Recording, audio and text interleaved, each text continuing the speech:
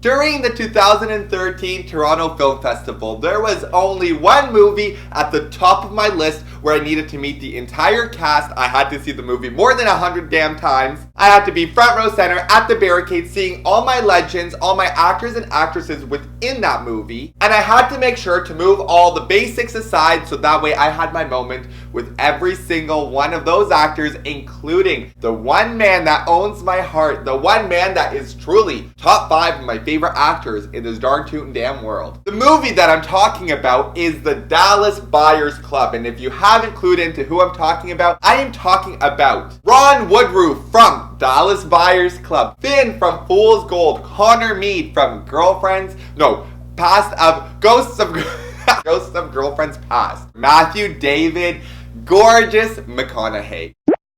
I got to the Dallas Buyers Club pretty late because I was out and about in the city trying to find him that day and find other people as well. I got there so late where I looked at the audience, I looked at the crowd of people, all the sardines behind the barricades. I was like, okay, well there's no point of me even bothering to try and scooch my way through because there is thousands of sardines. Okay, so where the premiere was happening, it's on a street, a very long street actually. So I was like, you know what, maybe if I squish my way through to the end of the row, like very far, where it's like, now it's to the point where these are just people, local people on the street, just stopping to see, oh, what's going on, that section of the street. I was like, I guess maybe I'll just squeeze my way through, just so I could get a glimpse of Matthew David Mcconaughey. My voice projects loudly. Like, if I was to start screaming and belching and chanting for my legend, my king, I'm sure he would hear, but now it's up to him if he's willing to come down the street. And I'm like glimpsing, I'm literally to the point where I think I need a telescope. I'm like, I think that's Matt. Oh, no, Jared. I see Matthew come out of the car. First thing he does, of course, my legend interacts with the fans. He engages with all the people who are waiting for him. You can imagine, poor little me, all the way, miles away. So I start screaming, okay? And the people, I'll get to the story.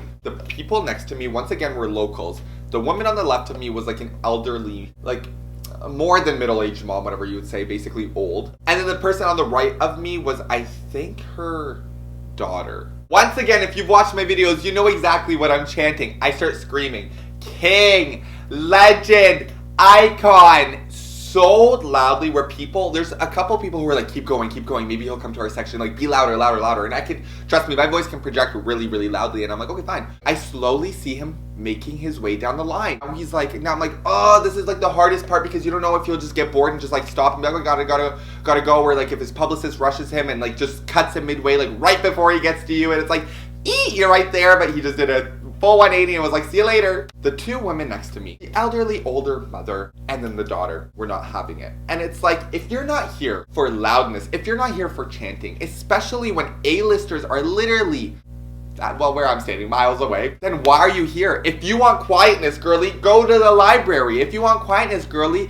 go hide under in a hole. Go to the park after hours. Where you want quiet is not on King Street where the premiere is happening. The mother had the nerve to start hushing me. She's like, you're hurting my ears. I'm like, can you imagine being so delusional thinking that you were gonna have peace and quiet in the premiere of Dallas Buyers Club with Jared Leto, Matthew McConaughey, miles away, but he's coming closer.